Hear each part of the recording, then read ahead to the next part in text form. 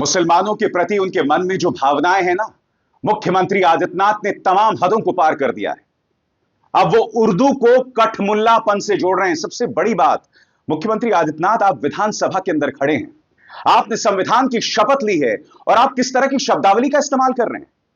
मैं नहीं भूला हूं कि एएनआई न्यूज चैनल को दिए गए इंटरव्यू में आपने किस तरह से चू शब्द का इस्तेमाल किया था। शुक्र है चू शब्द का इस्तेमाल आपने विधानसभा में नहीं किया था, मगर सिर्फ इसलिए कि समाजवादी पार्टी के एक विधायक ने यह कहा कि अंग्रेजी की जगह उर्दू है, उसका प्रचार प्रसार किया जाए, उस पर आपने कठमुल्लापन का राग जो है वो अलापना शुरू कर दिया। उर्दू को लेकर इतनी मन में नफरत। सबसे बड़ी बात, उर्दू को सिर्फ एक धर्म तक सीमित रखकर मत देखिए। मुख्यमंत्री आदित्यनाथ का बस चले तो यह उर्दू को पाकिस्तान के साथ जोड़ दें। उर्दू भारत की भाषा है, एक राष्ट्रीय भाषा है। उर्दू में भारत का साहित्य फल फूल रहा है। उर्दू से भारतीय साहित्य जो है वो एनरिच हुआ है, वो और भी बेहतर हुआ है। और ये मुख्यमंत्री विधानसभा में खड़े होकर उर्दू पर इनके विचार देखिए और किस तरह से उर्दू को कठमुल्लापन से जोड़ते हैं। इनकी जुबान देखिए।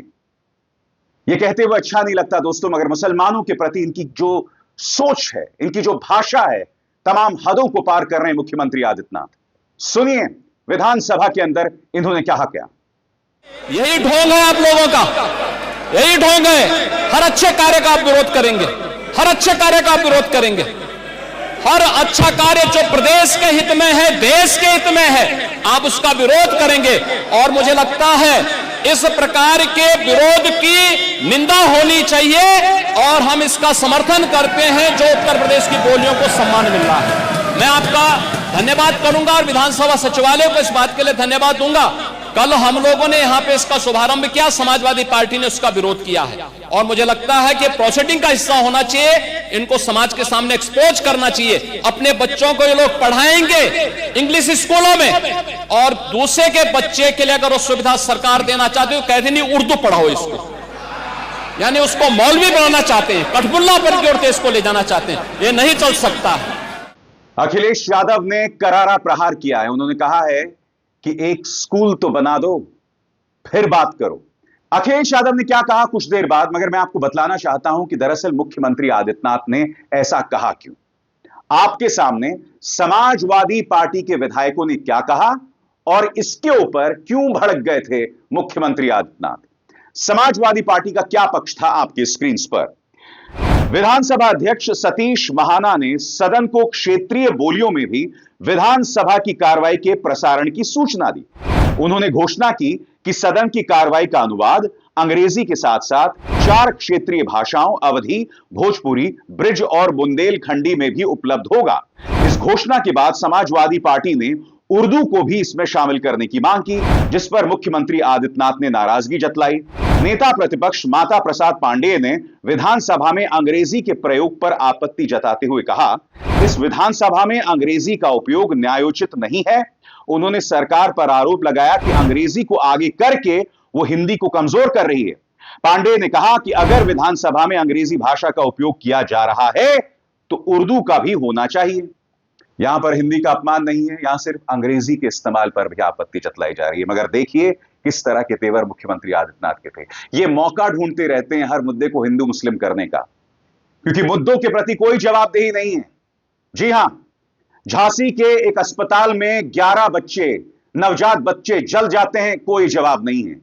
हाथरस के मेले में भगदड़ मच जाती है, कोई जवाब नहीं, 121 लोग मारे जाते हैं। कुंभ में भगदड़ मच जाती है, कोई जवाब नहीं। कुंभ की बदइंतजामी पे कोई जवाब नहीं, मगर मौका ढूंढते रहते हैं मुख्यमंत्री आदित्यनाथ हर मुद्दे को हिंदू मुस्लिम करने का। सबसे पहली बात, जो बात माता प्रसाद पांडेय ने भी कही है वो भी सही नहीं है। माता प्रसाद पांडेय के तेवर से लग रहा है कि वो अंग्रेजी को दूर रखना चाहते हैं। नहीं, अंग्रेजी को दूर मत रखिए। दुनिया भर में जो भारत की साख है ना, वो इसलिए भी है कि भारतीय बच्चे अंग्रेजी अच्छे से जानते हैं, इसलिए अंग्रेजी को भी दूर मत कीजिए। मगर आज हम बात मुख्यमंत्री आदित्यनाथ की कर रहे हैं। अखिलेश यादव ने उनके इस बयान पर करारा प्रहार किया है। अखिलेश यादव क्या कह रहे हैं दोस्तों आपके स्क्रीन पर। दूसरों पर भाषागत प्रहार करके समाज में भेद उत्पन्न करने वालों में यदि क्षमता हो तो यूपी में ऐसी वर्ल्ड क्लास स्कूल विकसित करके दिखाएं कि लोग बच्चों को पढ़ने के लिए बाहर ना भेजें। लेकिन इसके लिए विश्व दृष्टिकोण विकसित करना होगा जो आज तक आसपास के एक दो देश ही कर पाए हों। उनका नजरिया कैसा इतना बड़ा हो सकता है कि वो इतना बड़ा काम कर पाएंगे? जो जुबान पर लगाम नहीं लगा सकते उन्हें तो अभी खुद ही स्कूल जाने की जरूरत है। यानी कि मुख्यमंत्री आदित्यनाथ के बारे में पूर्व मुख्यमंत्री अखिलेश यादव कह रहे हैं कि आपको स्कूल जाने की जरूरत है। आगे, उत्तर प्रदेश विधानसभा में असंसदीय शब्दों को इस्तेमाल न करने के लिए भी एक क्लास होनी चाहिए। उस स्पेशल क्लास के लिए एक विद्यार्थी तो मिल गया है, बाकी भाजपाइयों से यह क्लास अपने आप भर जाएगी। क्या मुख्यमंत्री आदित्यनाथ को शोभा देता है इस तरह की शब्दावली का इस्तेमाल करने? चलिए, उर्दू की बात हो रही है ना मुख्यमंत्री आदित्यनाथ, मेरे सवालों का जवाब दीजिए। भगत सिंह, क्या इनको आप में हिम्मत है कठमुल्ला बताने की? क्या आप जानते हैं भगत सिंह की अधिकतर चिट्ठियां उर्दू में थी? मनमोहन सिंह, इन्होंने पढ़ाई जो है उर्दू में की। सबसे बड़ी बात मैं आपको बतलाना चाहता हूं, गौर कीजिएगा, लिख के बता रहा हूं मैं आपको मुख्यमंत्री आदित्यनाथ, ध्यान से सुनिएगा, हिंदी में लिख रहा हूं। कहा जाता है देश के पहले राष्ट्रपति डॉक्टर राजेंद्र प्रसाद, समाज सुधारक राजा राम मोहन रॉय और मुंशी प्रेमचंद ने शुरुआती पढ़ाई मदरसों से ही की थी। बताइए मुख्यमंत्री आदित्यनाथ, मुंशी प्रेमचंद तो उत्तर प्रदेश के हैं ना, उन्हें कठमुल्ला बताएंगे क्योंकि उन्होंने मदरसों में पढ़ाई की थी? सोच को बढ़ाइए, आप मुख्यमंत्री हैं। आप लगातार भाषाई मर्यादा को भूलते जाते हैं और आज उर्दू पर प्रहार करने के लिए आपने किस तरह की शब्दावली का इस्तेमाल किया। उर्दू हम सबकी है, हमें गर्व है इस भाषा पे, जितना गर्व हमें हिंदी और तमाम अन्य भाषाओं पर है। ये कितना खूबसूरत देश है दोस्तों, हिंदी उर्दू, जिसकी जुबान उर्दू की तरह। गुलजार साहब ने लिखा है ना, बांग्ला को सुनिए, उड़िया को सुनिए, अरे मराठी को सुनिए, यही तो खूबसूरती है इस देश की। एक एक भाषा मानो संगीत। मगर क्या संगीत के मायनों को समझते हैं मुख्यमंत्री आदित्यनाथ? और मुझे आपके दोहरे मापदंड पर आपत्ति है। प्रधानमंत्री देखिए, कतर के अमीर को किस तरह से गले लगा रहे हैं, ये तस्वीरें देखिए। और फिर भी आपकी ऐसी सोच मुसलमानों के बारे में, उर्दू के बारे में, कठमुल्ला शब्द का आप इस्तेमाल करते हैं। बताइए ना, प्रधानमंत्री किस तरह से गले लगा रहे हैं, कतर के अमीर को अपना भाई बता रहे हैं, इसके बारे में आपका क्या कहना, बताइए। तमाम हदों को आप पार कर रहे हैं। आपने संविधान की शपथ ली है, मगर बार बार आप यह प्रमाणित कर रहे हैं कि आपके मन में एक वर्ग के लिए नफरत है। कम से कम आप राजनीति के लिए सब कर रहे हैं। निहायत ही शर्मनाक। और मैं दावे के साथ कह सकता हूं, ये जो तमाम बातें मैं मुख्यमंत्री आदित्यनाथ से कह रहा हूं ना, इन पर कोई असर नहीं पड़ेगा। और मैं आपको बताता हूं क्यों। क्योंकि ये लोग चाहते हैं इस तरह का दोहराव हो हिंदू और मुसलमान में। इन्हें लगता है कि मैं ऐसी बातें करूंगा तो हिंदू जो है वो भाजपा के पक्ष में चला जाएगा, जबकि ये हिंदू को नफरत करना सिखा रहे हैं अपनी ही भाषाओं से, अपनी ही देश की भाषाओं से। उर्दू पाकिस्तान की भाषा नहीं है, इस देश की भाषा है। इस देश में जन्म हुआ है उर्दू का, बाहर जन्म नहीं हुआ है उर्दू का। अपने ही देश की भाषाओं से नफरत करना सिखाओ, अपने देश के नागरिकों को दूसरे नागरिकों से नफरत करना सिखाओ। यह तुम सिखा पा रहे हो अपनी राजनीतिक सोच से, और इसके अलावा कुछ नहीं। बताइए ना, प्रधानमंत्री कतर के अमीर से मुलाकात कर रहे हैं, इसके बारे में आपका क्या कहना है मुख्यमंत्री आदित्यनाथ? और सबसे शॉकिंग, गोदी मीडिया ने जिस तरह से इन मुद्दों पर डिबेट किया है, जिस तरह से इनकी भाषा है और जिस तरह के दोहरे मापदंड है, वो भी मैं आपको बताऊंगा तेलंगाना और आंध्र प्रदेश की घटना को लेकर। सबसे पहले दोस्तों देखिए किस तरह की भाषा। योगी के उर्दू वाले वार पर जब डिफेंसिव हो गई डिंपल यादव, यूपी में भाषा पर तीखी बहस। इस हेडलाइन में कहीं पर भी मुख्यमंत्री आदित्यनाथ की आलोचना नहीं है। वो मुख्यमंत्री आदित्यनाथ जो विधानसभा के अंदर आपत्तिजनक भाषा का जिक्र कर रहे हैं, बिल्कुल नहीं है। और किस तरह की भाषा का यहां जिक्र किया जा रहा है, जो अपने आप में बहुत शर्मनाक है। कांग्रेस मुख्यमंत्री आदित्यनाथ के भाषण के इस अंश को उठाकर इस पर बवाल मचा रही है, जिसमें वो कह रहे हैं कि गांव में स्कूलों में संसाधन नहीं है। अरे भाई, आपका दूसरा कार्यकाल आ गया है, इसीलिए अखिलेश ने कहा कि स्कूल बनाओ तो जाने। सुनिए मुख्यमंत्री आदित्यनाथ ने क्या कहा, जिसे कांग्रेस बड़ा मुद्दा बना रही है। अपने बच्चों को भेजेंगे इंग्लिश पब्लिक स्कूल में, और दूसरों के बच्चों को बोलेंगे कि एक गांव के उस विद्यालय में पढ़े जहां संसाधन भी नहीं है, गांव के उस विद्यालय में पढ़े जहां संसाधन भी नहीं है। इस पर कांग्रेस का बयान आपकी स्क्रीन पर। कांग्रेस कहती है गांव के स्कूलों में संसाधन नहीं, जो मुख्यमंत्री आदित्यनाथ ने अभी अभी कहा। यह बात उत्तर प्रदेश के मुख्यमंत्री आदित्यनाथ ने विधानसभा में कही।